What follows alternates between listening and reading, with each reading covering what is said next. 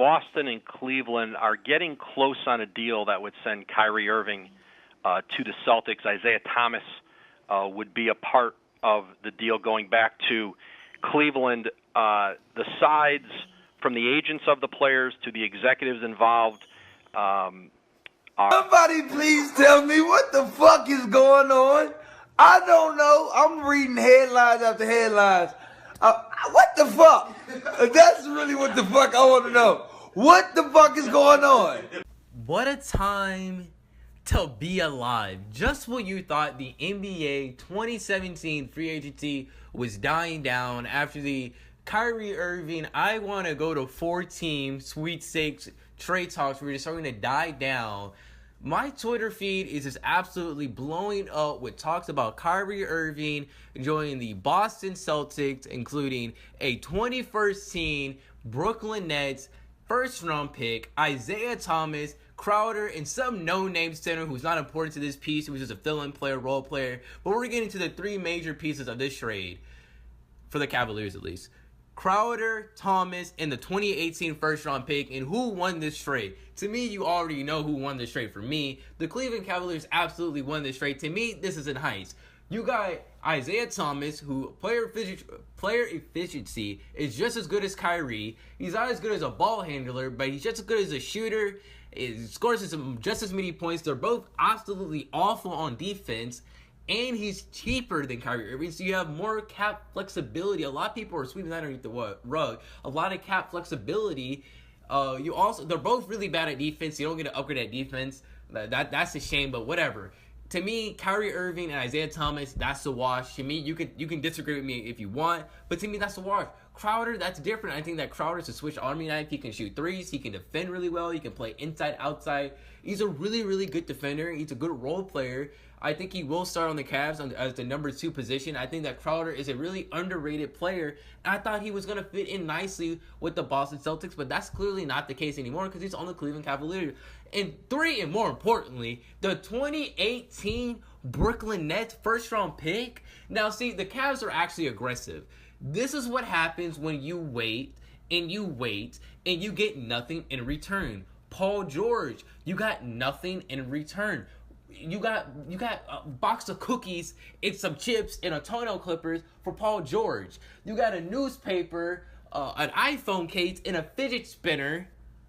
Okay, you can get anything for a superstar. You got an iPhone case, a fidget spinner, and some headphones for Jimmy Butler. All right, this is what happens when teams wait, and they don't pull the trigger on a star player. This is what happens. Boston did it. They waited, and they did not pull the trigger on those draft picks. Those draft picks had value. They had value.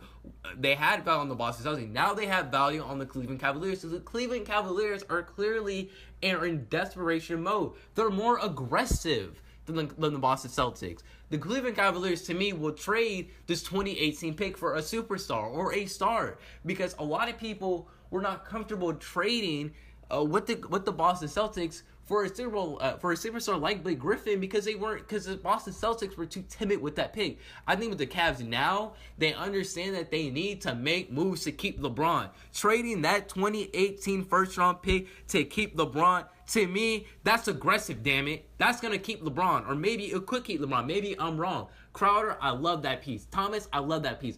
Now moving on to the Boston Celtics and why I think they lost this trade. Typically, the rules of a trade of any sport, whoever got the best player wins. The Boston Celtics got the best player, but they gave up so much in the roster around them and the circumstances that what they were last year, to me, makes absolutely no sense. Kyrie Irving and Isaiah Thomas are basically the same player. One has better handles and one is a couple inches taller. You don't have Avery Bradley, which is a good defender. Gordon Hayward is not a good defender. Tatum hasn't played a game in the NBA. And Horford, don't even get me started on Horford's defense. This was a team that was first in the Eastern Conference. And if they actually made some moves and they actually were more aggressive, I think if they truly would have kept Bradley, got Jimmy Butler, moved those picks, and got Hayward, I think that they could have been in contention with the Cleveland Cavaliers. The point is, Are you going to beat the Cleveland Cavaliers now with Kyrie Irving? No. Why? Because you gave them the ammunition to beat you. If you just would have gave them Kyrie Irving for the 2018 Brooklyn first round pick, I think that it would have been I think that series would have went to 7. But no, you gave them an equal player to Kyrie Irving and more additional pieces to that? That makes absolutely no sense. Like that's like giving the bullet to the person who with the gun who's gonna shoot you. You know the Cavs are gonna beat you. You just make the roster even better. To me, this is a heist. This is up there with the DeMarcus Cousins trade, the Kwame Brown trade, with the Boston Celtics. I'm a Cavs fan, so I'm ecstatic. I'm astounded. Just a stupid trade by the Boston Celtics. I got nothing else to say about this trade. Let me know what you think about this. I got nothing else to say. I'm David Grace with the Grace to Catch YouTube channel, signing out.